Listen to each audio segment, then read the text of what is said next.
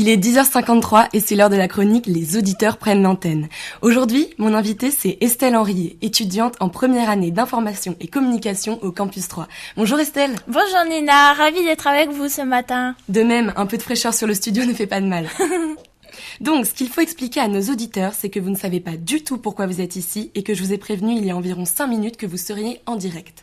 Eh oui, c'est la surprise. J'espère qu'elle sera bonne. Vous inquiétez pas, je vais juste vous poser quelques questions. Vous êtes prête ? Allez, c'est parti. Ok, donc première question. Et si à la place des hommes politiques, on laissait les managers d'IKEA diriger le pays ? Quoi ? Oula, c'est quoi cette question ? Répondez simplement, vous verrez après. Alors ?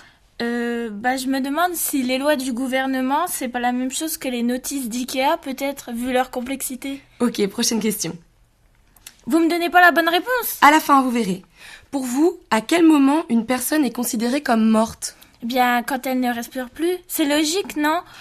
J'ai l'impression de passer pour une débile avec vos questions. Ok, très bien. Dernière question. Je sais que c'est très dur à imaginer, mais que feriez-vous si j'étais une pie ? Une pie l'oiseau ? Oui. Je pense que je partirai en courant. C'est peut-être ce que j'aurais dû faire depuis le début d'ailleurs. Non Estelle, attendez un peu avant de partir. Si je vous dis que je viens de vous poser des questions de l'entretien d'admission de l'université de Cambridge au Royaume-Uni, vous me croyez ? Non, pas vraiment, non. Et pourtant c'est bien le cas, je n'ai rien inventé. Mais à votre avis, pourquoi les examinateurs veulent pousser les étudiants à les imaginer en pie ? Ah, eh bien, sûrement pour tester la réactivité et l'intelligence des futurs étudiants. Je sais que Cambridge est l'une des universités les plus prestigieuses au monde et leurs entretiens font frémir les jeunes qui voudraient intégrer ces écoles de l'excellence. Bingo, c'est exactement ça. C'est un moyen de les départager avec des réflexions qui sortent de la théorie. Et comme ce sont des questions très dérangeantes, elles testent aussi la capacité d'adaptation de l'étudiant. Et est-ce que vous pensez que ce genre de questions serait possible en France pour des admissions dans des écoles de commerce par exemple ? Oui, j'imagine que c'est quand même important pour révéler la personnalité du candidat.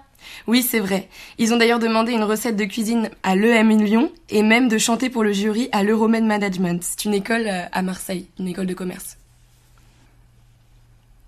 D'ailleurs, les questions de Cambridge sont retrouvables dans le livre de l'ancien professeur de l'université John Farden qui se nomme « Pensez-vous être intelligent ?» Je vous conseille de l'acheter si vous voulez postuler pour ces écoles. Oh, je ne crois pas que ce soit fait pour moi. Pourtant, vous vous en êtes facilement sortis, je trouve. Eh bien, merci Estelle de votre participation. Je vous laisse retourner en cours. Oui, je ne reste pas plus longtemps. Je ne veux pas être en retard en cours d'expression.